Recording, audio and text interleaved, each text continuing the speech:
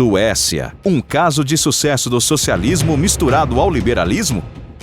E aí, Kim, vamos falar hoje daquele país que todo conservador faz questão de fazer um textão para dizer não é socialista, não é socialista. Suécia, que tem um pessoal aí mais à esquerda que tira essa ondinha de que é socialista, mas de fato não dá para dizer nem que é socialista e nem que é liberal, completamente liberal. A Suécia, eles fizeram uma união do liberalismo econômico com um estado de bem-estar social que garante várias leis trabalhistas, além de garantir acesso universal à saúde, à educação, a garantir uma renda mínima, a um suporte para o seu filho quando ele nasce. Além disso tudo, várias garantias trabalhistas que sim, que para muita gente pode ser traduzido como algo que beira ao socialismo. Então, partindo de uma união do liberalismo com o socialismo, que não é nem uma invenção sueca, foi uma invenção alemã do Otto von Bismarck, que é o chanceler de ferro, o pai da unificação alemã, que fez o Segundo Reich, foi um grande primeiro-ministro na época, era muito autoritário, e ele percebeu que para conseguir comandar a Alemanha sem muita oposição, ele precisaria consertar, rever várias coisas, vários problemas sociais, e criou essa maneira de lidar com isso, que é uma união de mercado livre com um Estado que te provém o que é necessário para você ter as igualdades mínimas de condições para depois partir dali para melhor. E a Suécia é um exemplo para o mundo, deu certo, dá certo, teve que passar por algumas mudanças, fez algumas reformas, cortou um pouco de benefícios nos últimos anos, o que provocou um aumento da desigualdade, mas é um exemplo de país que deu certo criando esse modelo. E por que vocês têm esse pé atrás com a Suécia, meu Muito querido? legal o seu achismo, Guga, Não é mas vamos achismo, para os dados, vamos lá. Em 1970, a Suécia era 25% mais rica que a média dos países da OCDE.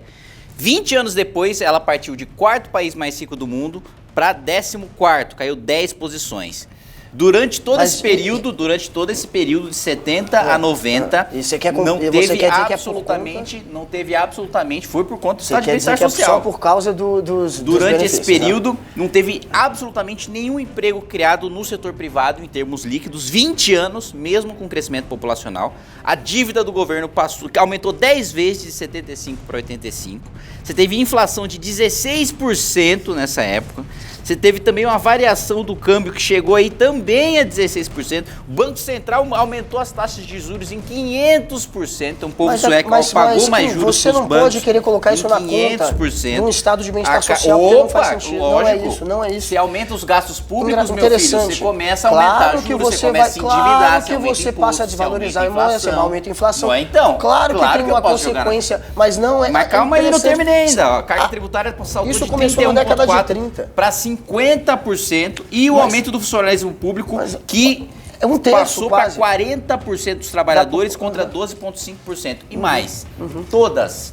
Ele quer colocar um problema econômico da Suécia que passou da década de 70 a 90 por várias crises econômicas junto com a Europa por causa das políticas socialistas. De uma política socialista que, na verdade, foi implementada na década de 30. Ou seja, 40 anos foi implementada em 70. Na década de 30. Vamos lá. Não. Foi implementada na década de 30. E agora, 40 anos depois, uma crise econômica que realmente assolou toda a Europa, ele quer colocar... Todas as 50 maiores empresas suecas surgiram antes de 1970, antes desse dito aí, estado de bem-estar social. Então, toda a riqueza da Suécia começou a surgir em 1960 com a Revolução Industrial, com desregulamentação, com ampliação de mercado, com flexibilização de lei trabalhista. Então, o que ele fez uma conta errada. Inclusive aconteceu ali quando quebrou em 90... Quando o estado de bem-estar social quebrou a Suécia em 90, não foi aumento de imposto que salvou, não foi aumento de benefício que salvou, o que salvou foi privatização e flexibilização de lei trabalhista e reforma previdenciária, foi isso que salvou a Suécia nos anos 90. É engraçado quem falar isso, porque primeiro ele fez a conta errada, porque começou na década de 30 o estado de bem-estar social.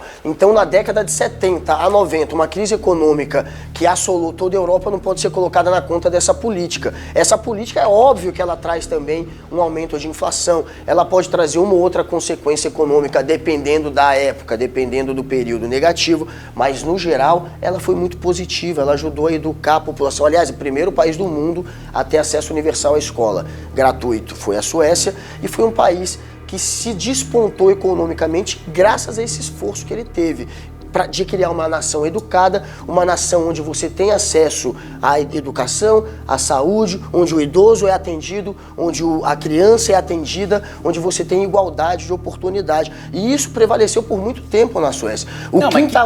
Bom que você falou tanto de educação como de distribuição de renda, porque foram duas políticas liberais do governo sueco. Um, o sistema de vouchers para educação, que a Suécia é um dos exemplos. Segundo, a renda mínima também, que é a ideia do Milton Friedman, né, que o pessoal critica que é o neoliberal e fascista, não sei o quê. A renda mínima, a renda básica universal, que bom que você está explicando isso, porque tem gente que acha que isso é uma coisa comunista. Implementado na Suécia com política liberal de distribuição de renda e o sistema de voucher, iniciativa privada que presta serviço de educação. Foi uma maneira de criar um pouco mais de disputa, porque antes era só um sistema público na Suécia. E eles viram que seria mais interessante e funcionava. Mas era interessante provocar também uma certa concorrência. Eles fizeram os vouchers que o Estado banca. O Estado continua bancando.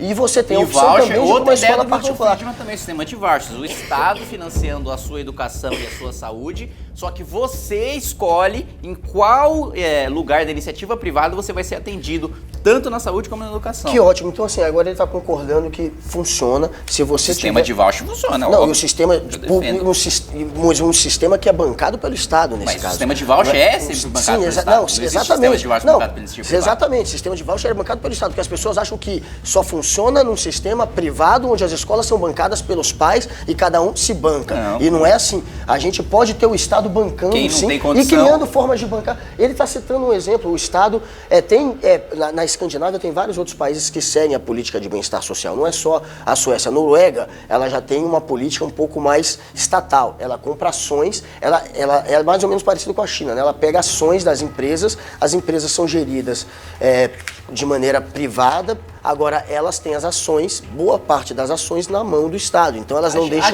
o que importa é a gestão ser privada. Não, as duas coisas funcionam. Gestão estatal incentiva a corrupção, ineficiência, aumento de gasto público, que foi o que aconteceu na Suécia de 70 a 90. Que foi o que aconteceu. A Suécia continua tendo em 90 a Suécia nunca privatizou tanto. Continua tendo empresas ainda ligadas ao Estado e agora ela passou por uma crise econômica forte, como quem citou, teve que privatizar algumas coisas, teve que cortar alguns benefícios. Qual foi o resultado disso? Aumento real do salário em 70%. A Suécia passou pelo maior período de transformação de desigualdade no país, não só na Suécia, foi a maior desigualdade provocada em um curto período de tempo no mundo inteiro. Não tem país que tenha um antecedente desse como a Suécia, exatamente. O salário real de todo mundo aumentou. Porque cortou esses benefícios que trazem justiça social. Aliás, lembrando que você falou em lei trabalhista, mas a Suécia sequer tem salário mínimo, né, como política de lei trabalhista. Mas a Suécia, ela tem um salário máximo, ela tem um teto, ela corta, ela tem um limite que a pessoa pode ganhar. Inclusive as empresas, elas tinham um plano que depois não chegou a ser implementado dessa forma, mas que chegou a ser muito debatido, que era ao longo do tempo, quanto mais tempo você trabalhasse para uma empresa, você ia ganhando ações nela, para depois de 10, 15 anos, mais de 50% das ações da empresa passarem a ser controladas pelos funcionários, pelos empregados. Aí é quase um socialismo. Mas isso não acontece socialismo. Isso não acontece nas empresas que foram criadas nos anos 70 e 50 maiores. O que acontece é que eles passaram parte das ações, não chegou a passar mais da metade. Mas é isso. E sem falar que hoje, em termos de livre mercado, a Suécia é muito mais desregulamentada, a dívida pública é muito menor. A Suécia continua com um estado de bem-estar social. Você tem o Banco Central autônomo, você tem o direito de propriedade muito bem defendido, o IPTU lá é 0,75%, muito menor que no Brasil, você não tem imposto soberança. Não adianta ser um radical, nem de um lado. Gradualmente você tem a privatização do sistema de saúde, previdenciário, de educação, enfim. Enfim, a Suécia é um país que garante um bem-estar social da sua sociedade a partir de uma política que tem sim um liberalismo econômico. É assim que funciona, os dois lados vão ter sempre cartas na manga, não é só um lado que está certo, tem que ter um diálogo entre os dois lados. É assim que está funcionando da melhor maneira, que é a da Suécia.